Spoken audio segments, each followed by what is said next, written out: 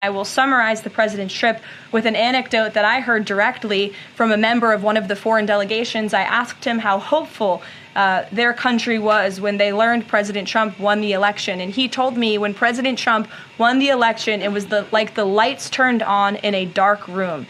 For the past 4 years to the rest of the world, America was dark. We were unresponsive. We did not pick up the phone. We did not return calls.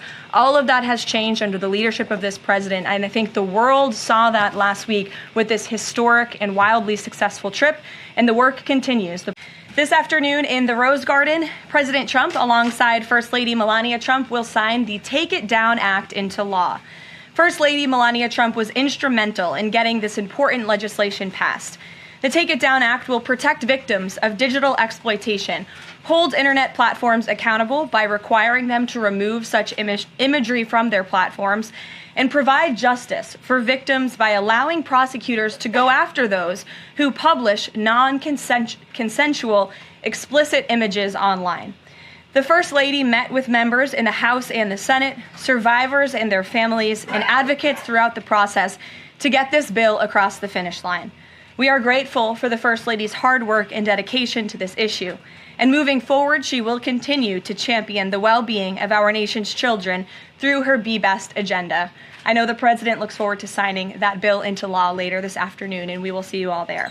Does the president agree with Republicans behind this bill that Medicaid work requirements should be implemented as soon as 2026? So the president wants to preserve and protect Medicaid for Americans who this program was intended for, the most vulnerable in our society, pregnant women, low-income families, seniors, those who truly need these benefits. And it should be going to people who physically cannot work. We want to see able-bodied Americans at least working 20 hours per week, whether that's part-time or full-time, whether that's even looking for work or volunteering for 20 hours a week if they are receiving Medicaid. These are common sense provisions. These are common sense changes that were actually introduced by former Democrat President Clinton. They've been supported by every Democrat president since, including the previous president, Joe Biden. But again, these are common sense reforms to ensure that those that this program was intended for receive those benefits. And then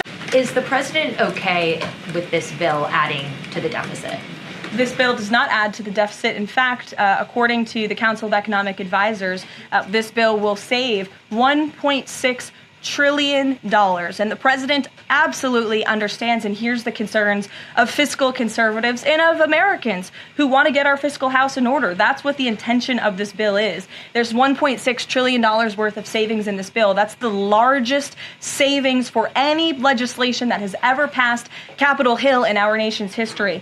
The next bill that even comes close was $800 billion. That's less than half of the savings that we see in the One Big Beautiful Bill. And so the goal of this bill is to produce economic growth, to cut taxes, and to get our fiscal house in order. And this is the right step in the right direction towards doing that. I'm glad you brought up this question because I was watching the American press spew a lot of misinformation about the plane donation last week when we were abroad. Let's be very clear. The government of Qatar, the Qatari family, has offered to donate this plane to the United States Air Force, where that donation will be accepted according to all legal and ethical obligations. It will be retrofitted to the highest of standards by the Department of Defense and the United States Air Force. This plane is not a personal donation or a gift to the President of the United States. And everyone who wrote that last week should go and correct their stories because this is a donation to our country and to the United States Air Force. As for a timeline,